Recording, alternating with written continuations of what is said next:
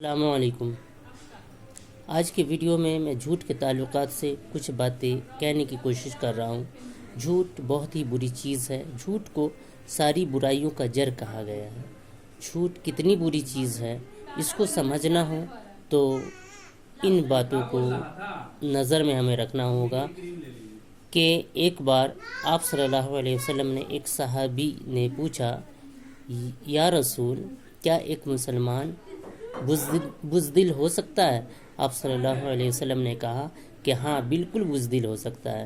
پھر وہ صحابی نے آپ صلی اللہ علیہ وسلم سے پوچھا، یا اللہ کے رسول، کیا ایک مسلمان بخیل ہو سکتا ہے؟ آپ صلی اللہ علیہ وسلم نے فرمایا کہ ہاں، بالکل ہو سکتا ہے۔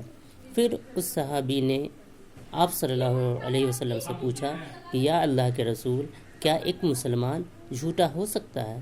تو آپ صلی اللہ علیہ وسلم نے کہا کہ نہیں، ایک مسلمان جھوٹا قطعی نہیں ہو سکتا۔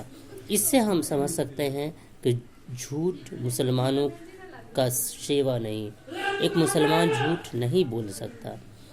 اس کے علاوہ ایک بار کے واقعہ ہے کہ ایک بار کہ ایک شخص نے، ایک صحابی نے آپ صلی اللہ علیہ وسلم سے کہا کہ یا اللہ کے رسول، جب وہ ایمان لائے تو انہوں نے آپ صلی اللہ علیہ وسلم سے کہا کہ یا رسول اللہ صلی اللہ علیہ وسلم، میرے اندر بہت ساری برائیاں ہیں، جیسے کہ میں شراب، زنا اور بہت ساری چوری، اس طرح کی برائیاں میرے اندر ہیں، لیکن ساری برائیاں تو ایک بار نہیں چھوڑی جا سکتی ہے۔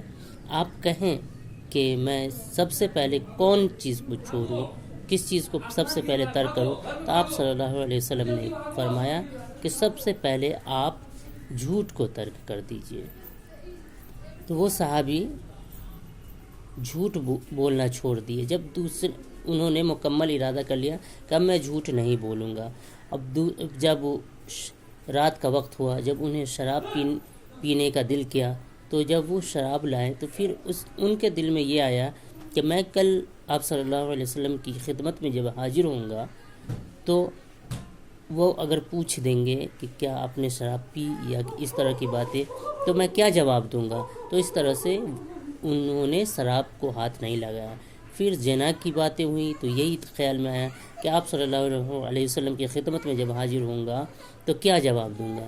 پھر اسی طرح سے چوری کی عادتیں، اور اس طرح سے ساری عادتیں چھوٹ گئی۔ تو آپ نے دیکھا کہ ایک جھوٹ کی وجہ سے، جھوٹ چھوڑنے کی وجہ سے ان کے اندر جو جتنی بھی خرابیاں تھیں، برائیاں تھیں، ساری برائیاں دور ہو گئی۔